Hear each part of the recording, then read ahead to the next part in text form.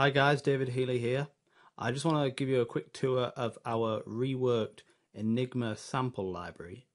We originally released this back in 2012 and since then we've made some adjustments, completely re-scripted it, although it looks quite the same. We've added some new features and we've also added a few new sample sets to it. So I'm just going to give you a quick rundown. If you've already bought Enigma, the original version, there's a free update to this version available at the website. You can find that, and you only need that update if you have the original version. If you're buying it now, you don't need that update. And there's an install guide for that update on the website as well. It's really easy. You just have to copy some files over, and that will bring you up to this latest version. So the new things in this version are key switches. In the original, it was just a load of separate patches. In this one, we've combined them all into one patch, and we've added some key switches which give us some more options when working with the library. So let's have a look at it. So before I show you the sounds of the library, all the different sample sets, let's just have a quick rundown for anybody who's not familiar about how this instrument is laid out and what the various controls do. So we've got this central panel. We call this the loop builder window, and this is where you can build loops. And it's basically a step sequencer, and you can build up to 15 loops. In the original, I think it was 5, but in this version you can build up to 15 loops, and you can switch through those loops with a key switch, which I'll show you shortly, so that you can actually have different loops triggered within your sequencer. So these top controls relate to the loop builder. Now you don't have to use the loop builder, but if you are, these are the controls that are going to affect you. So the first one is tempo, so that's just your BPM, and just move this wheel and you can go from 500 down to 30. And this BPM can be synchronized to the host. So if you're using it in a sequencer, you can hit this button over here, this sync button, flick it to the on position, and you'll see that this wheel is now locked. It doesn't change the value of the BPM, and it's now synchronized to Contact's tempo, which is 120 BPM. But if you're using this in your host, it'll lock to whatever tempo you've set your sequencer to. This length wheel controls the type of it controls the note length of the steps in the sequence. So you can see it goes from bar to a half note to a quarter note, and then the T represents a triplet, so that's a quarter note triplet, and then you've got eighth, and it goes all the way up to a 32nd note. The duration represents how much of that note is going to play back in for each step. So if you have that set to 50%, it's only going to play 50% of the quarter note. We'll get onto that in a moment when we build a sequence, but that just goes from 1 to 100. This loop wheel here, this is for selecting the different loops, and again we'll look at this in more detail shortly, and that can also be controlled by these key switches here. So if you click that one, these are the two green key switches. If you click the top one, it goes up, moves to the next loop, and if you click the left one, it goes down to the through the loops to the previous loop. Now this table in the middle represents the steps in the sequence, and by default it's on 8 steps, but if you hit that switch you can have a 16-step sequence. Each of these sections represents a step, and this table can be used to choose the velocity that each note will be played at. And this velocity can actually be set by pressing keys. You don't have to do it with the mouse, and we'll look at that in just a moment. Now what appears here for each of these keys is the name of the note that is going to be triggered on that step, on that sequence step. So let's make a sequence now. So in order to do it, the first thing you have to do is unlock the sequence for editing, and we do that with this lock button here. So we click that and you can see the padlock changes its symbol. And then we have to decide where we want to start our sequence from. So I'm just going to start it from the beginning by clicking the first one. If you don't click any, it'll start from the beginning automatically. You can start it from somewhere else if you prefer. And then now all I do is I play some keys. So this is set by default to the first sample set, which is an absinthe bottle. And I'm just going to play some keys, and you'll see notes appearing, or note letters appearing in the step sequencer, in the loop builder. you can see the velocity is set by the key I'm pressing. If I want to have a space in the sequence, I hit this black key here, and that'll put a space in the sequence there. So that step in the sequence won't have a sample assigned to it. The other thing you'll notice is some of the keys have a blue colour and some of them are just plain. The ones that are blue are from this upper octave here, from this C upwards. They come out as blue, and below that they just have the plain colour. So the colour is just to differentiate which key you're playing, because we've got 2 octaves of playable keys. That's a new addition from the original version, which only had about 5 playable keys. We've now expanded that. Okay, and then once you're done with the sequence, just can lock it by clicking the lock button again. To play back the sequence, we use the play button, which is this black key up here near the loop selection key switches. So I'm just going to hit that now and it'll play back. We're playing at 120 BPM, quarter length, and 100% duration.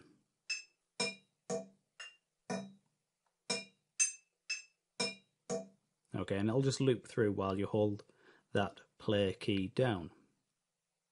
If we want to increase the speed of that, we can increase the note length.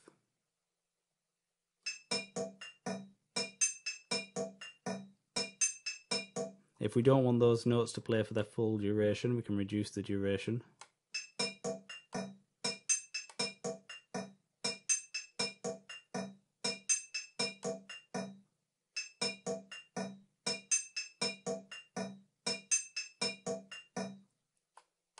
And we can increase the tempo.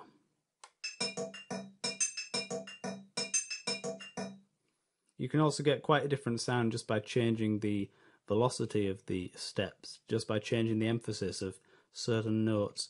You can completely change the feel of the loop and get a different groove.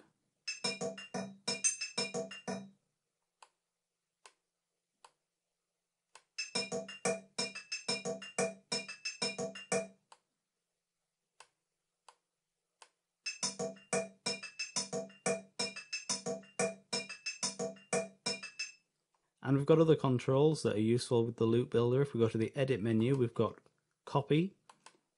So I hit copy and that's going to copy this loop.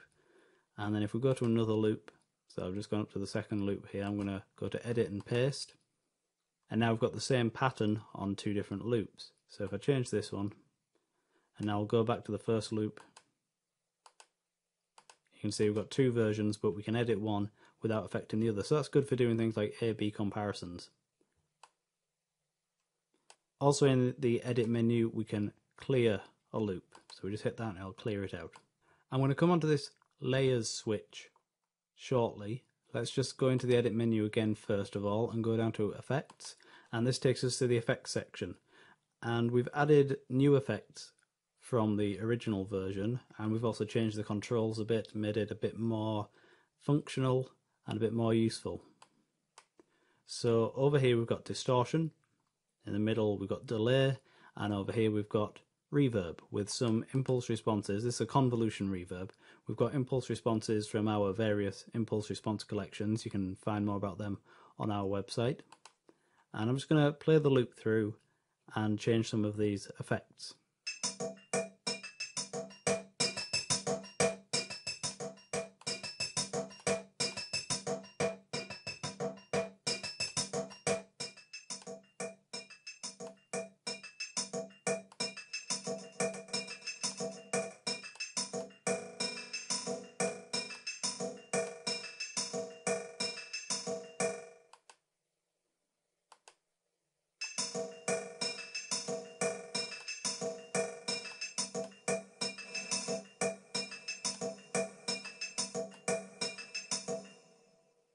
I'm just going to reset all these controls. Just hold Control and click on them and they'll reset to their default values. And I'll turn the reverb off. To get back to the loop builder, just go to the edit menu and select loop builder. Okay, I'm going to clear out this loop now. Let's just have a look at some of the samples. So when you get this library, there's a key switch reference that comes with it. That's also available just to look at on our website if you're interested, but it tells you what sample set is mapped to which key switch. Now we've got two types of key switches in this library, and that brings me to another difference between this one and the original version. So where we've got this layers switch here, this is for changing between the different types of key switches. What we used to have here is a round robin repetition button. But we removed that, and the round robins are still there, the repetitions are still there, but now they're mapped across the keyboard. So that also shows why we've got such an increased range on this version. And the reason we did that was because with the old version, you'd press a key repeatedly and it would go through the various repetitions, but you couldn't actually select the repetition you wanted necessarily. Whereas with them spread across the key range like this, you can actually select the individual repetition you want and use that in the loop builder. So this is a bit better. Also, it gives us space to fit in this layers control, which gives us another bit of functionality. So this layers control allows us two different types of key switching. We can have the normal key switching, which is you press a key switch and it'll change the sample set. So I'll just quickly show you. So we're on the first one. And I'll just choose another one.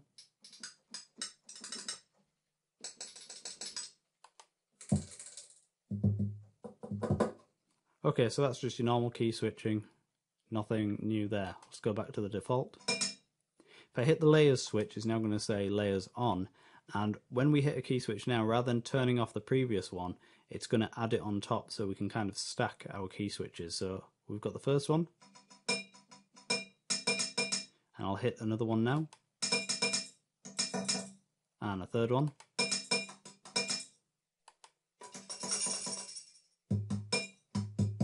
So now all those key switches are laid on top, they're kind of stacked together, and we can turn them off just by clicking on them again, and it'll disable those ones.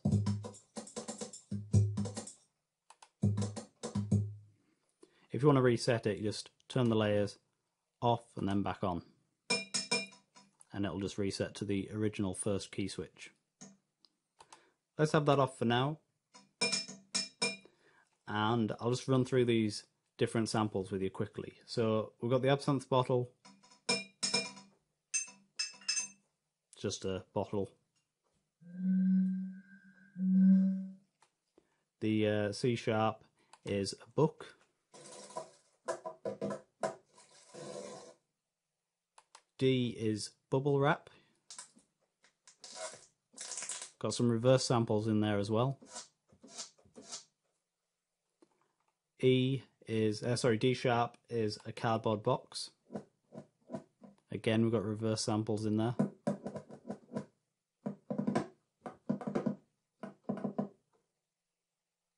E is a cereal box.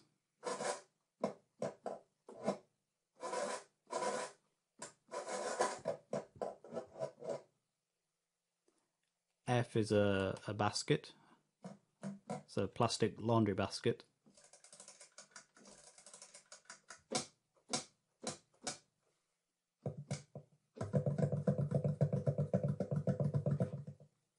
F sharp is a matchbox.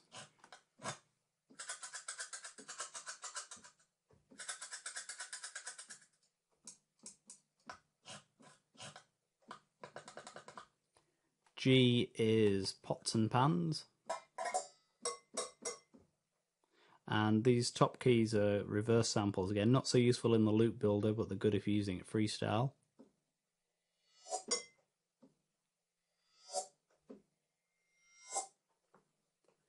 G sharp is pens.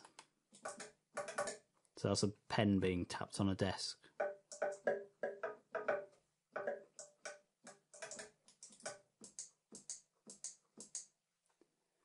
A is a plastic ruler.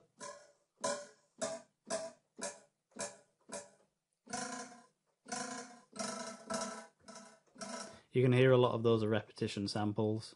Almost all of the sample sets have repetition samples. A sharp is soda cans.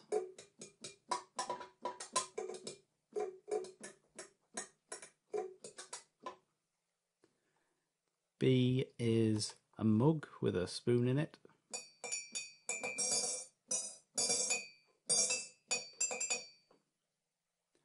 C is just spoons.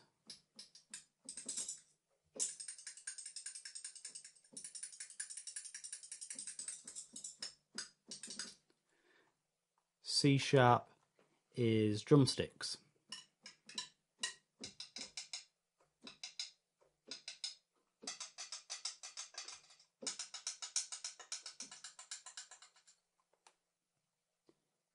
D is a tin filled with peanuts.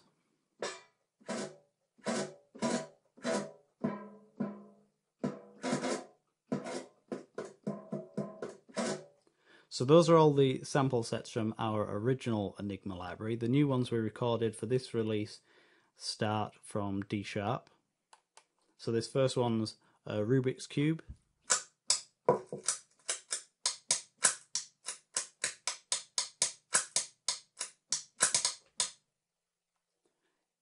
E is a kayak, a big plastic kayak. This one works really well if we put some reverb on it.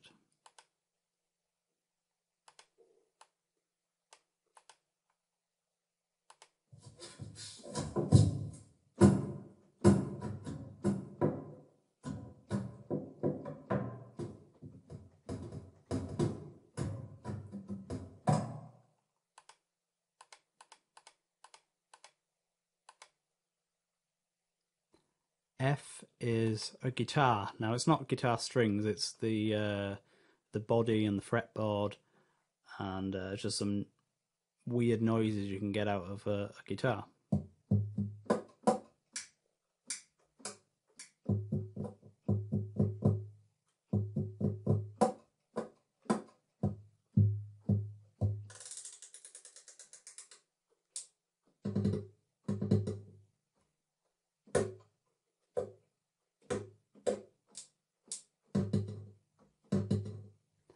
F# is some chopsticks.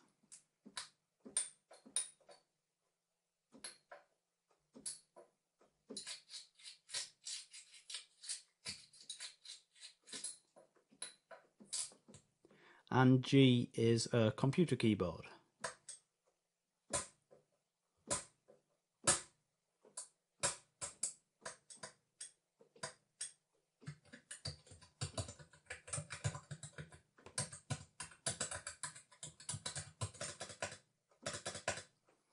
And that's pretty much it. That's all the samples, including the ones that were recorded especially for this release. They were all high quality stereo samples and they were all recorded with an analog desk, so it gives a nice warm sound to them. The only thing I haven't mentioned is this black key here, and that's to control the layers button. So if you want to switch between layered and non-layered using a key switch, you can do it with this button. You can see it moves the switch up there. Alright guys, thanks for watching.